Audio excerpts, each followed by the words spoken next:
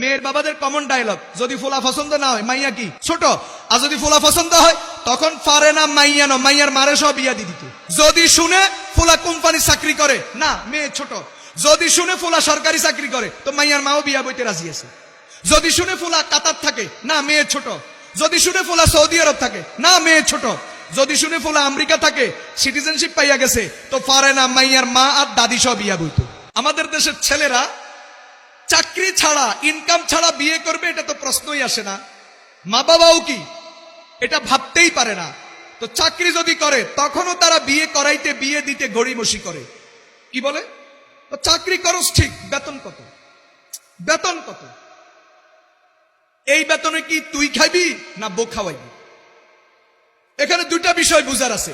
এক নম্বর বিষয়, রিজিকের মালিক আল্লাহ না, রিজিকের মালিক এই ফোলাটা। ও যে বিয়ে করবে বিবির রিজিকের মালিক কে?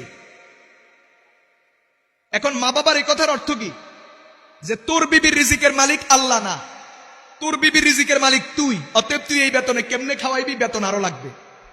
দুই নাম্বার বউ তো মানুষের জাত না। বউ কিসের জাত না? কেন?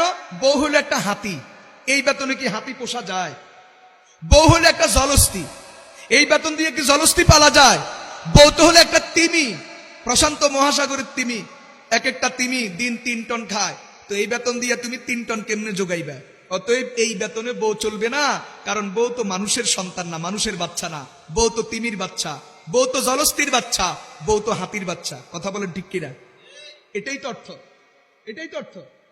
আমাদের দেশের মেয়ের বাবারাও এটা মনে করে যে আমার মেয়েরে যেই কোনো ছেলে পালতে পারবে না, যেই কোনো ছেলে আমার মেয়েকে নিয়ে পোষাইতে পারবে না, বরং আমার মেয়েকে পালতে হলে সরকারি চাকরিওয়ালা লাগবে। যদিও বেতন কম, সরকারি চাকরি বেতন 10,000, কোম্পানির চাকরি 50,000 বেতন হইলো মেয়ে বিয়ে দিতে চায় না, সরকারি চাকরি বেতন 10,000 হলো মেয়ে বিয়ে দিতে আগ্রহী। কেন? বেতন যদিও 10,000, চুরি ডাকাতি করি দৈনিক কামাইব 10 লাখ, কারণ আমার মেয়ে তো হাতির বাচ্চা, আমার মেয়ে তো জলস্থির বাচ্চা, আমার মেয়ে তো তিমির বাচ্চা, এটাকে সরকারি চাকরিওয়ালা ছাড়া পোষাইতে পারবে না।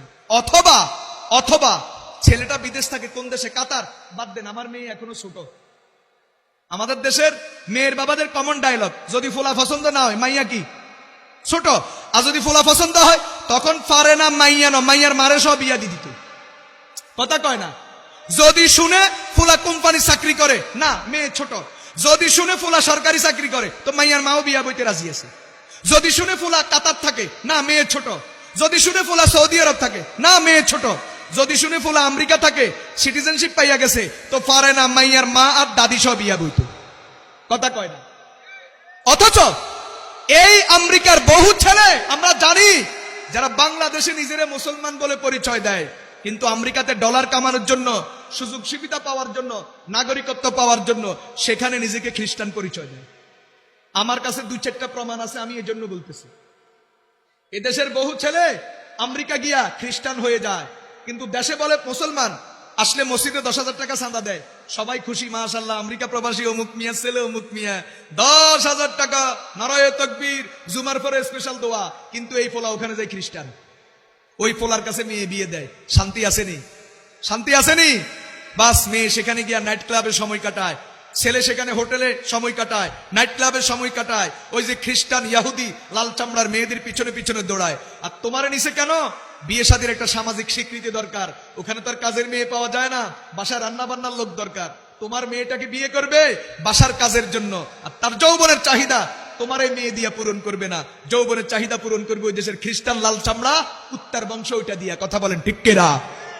প্রিয় ভাইয়েরা, চরিত্র না থাকলে সংসারে শান্তি থাকে না।